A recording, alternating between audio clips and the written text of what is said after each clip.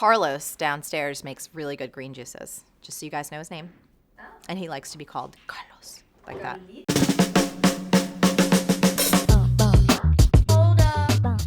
Hey, it's Marie Forleo, and you are watching Marie TV, the place to be to create a business and a life that you love so much you want to make out with it 24/7. This is Q&A Tuesday, and today's question comes from Jennifer, and she writes, Dear Marie, I want to tell you how much you've inspired me. Thank you. I'm working out every morning in an attempt to change my whole outlook on the day. I call it the perfect positive storm. That's very cute.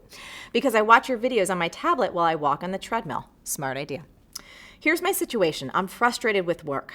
My husband and I have a small shop on Etsy, and I'm also a freelance writer for several farming magazines. My confusion comes in that every time I pour my heart and soul into a piece, be it an article or a new item for our shop, I feel like it gets ignored or just gets a meh response. On the other hand, some of our work that I'm less proud of gets gobbled up and gets rave reviews. I'm happy that I'm slowly getting discovered, but it's rarely for the things I'm most proud of. Do I just have terrible taste? Am I missing cues from customers and editors who are telling me what they want via some mystic language that I don't speak? And how do I translate that and still be genuine? On another note, I'm about 3/4 of the way through writing a novel, something I've never poured more of myself into ever! ! I'm really nervous that the novel will get the same meh response, and I see this fear holding me back from finishing the darn thing. Any insight would be great. Thanks so much for all you do, Jennifer. Jen, this is an awesome question and something that I think artists have faced since the beginning of time. Sometimes what we feel is our best work doesn't appeal to the masses or even to anyone. I mean, here on Marie TV, there are episodes that I think are so funny, ha ha ha, and then we put them out there and it's like crickets. I mean, they hardly get any shares and people don't really respond. And then there's other stuff that I'm like, not my best work, and people freaking share like crazy. You can't really figure it out. The first thing I want to talk about is what I like to call the Saturday Night Live factor. I love Saturday Night Live. It's been on since 1975. They've shot over 751 episodes, and it's one of the longest running shows in TV history. Now, sometimes people like to talk smack about it, and they say, you know what, it's not that funny anymore. There's only one funny sketch per episode. But I see it really differently.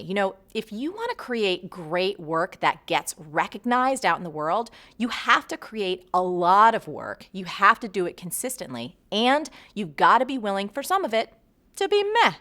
In fact, the only way that you can ever strike creative gold like this is if you are willing to create some meh stuff along the way. The same thing is true for musicians and movie directors and writers. Your job as an artist is to stay true to yourself and just keep creating. And just realize that some of it is going to be a hit, which is awesome, and some of it is going to be meh. Now, the second side of the story is recognizing that if art is your business, meaning you got to earn a living off this stuff, then you have to learn to listen to what your customers want. This doesn't make you a sellout, it makes you smart. Now, if I were you, Jen, I would really start to look for the patterns in what's selling and what's not. Then, of course, you can have conversations with your buyers, with your editors, and find out what are they responding to with the stuff that's really selling, that's a hit, and what are they not loving so much about your other work. Now, they may not be able to articulate it clearly, but I promise you, if you keep an open mind and an open heart, you're going to learn a ton. That's not only going to inform you as an artist, but it's also going to make you a better business person. Remember that art is about connecting to your audience. It's a dialogue, not a monologue. Now, the things that you want to make aren't always going to be the things that people want to buy. That doesn't mean they have bad taste or you have bad taste. It just means you have unique taste.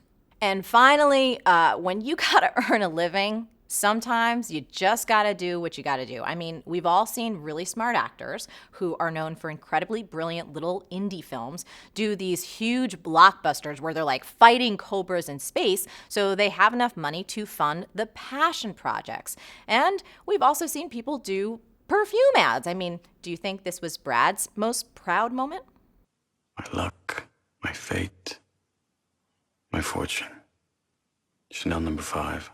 And you know what, Jen? I am not ashamed to show you this.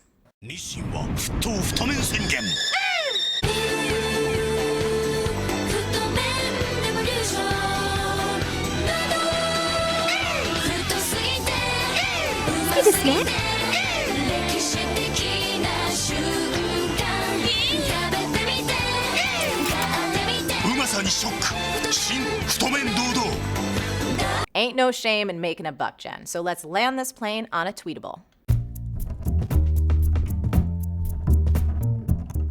Ignoring what sells doesn't make you a better artist, it makes you a starving artist. Awesome question, Jen. Hopefully this helps. Now, I want to say there is no black and white answer to this question, obviously.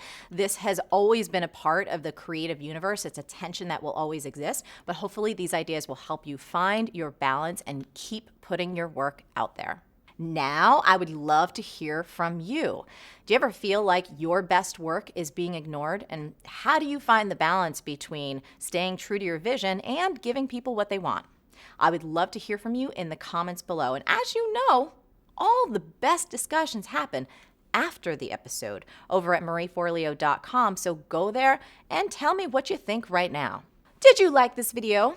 If so, subscribe to our channel, and I would be so appreciative if you shared it with all your friends. And if you want even more great resources to create a business and life that you love, plus some insights from me that I only talk about in email, get your sweet buns over to marieforleo.com and sign up for email updates. Stay on your game and keep going for your dreams, because the world needs that special gift that only you, yes, you, have. Thank you so much for watching, and I'll see you next time on Marie TV. He doesn't like the coffee mug, so it's gonna leave. I'm gonna take a swig. How am I gonna answer you, Jen? What am I gonna say?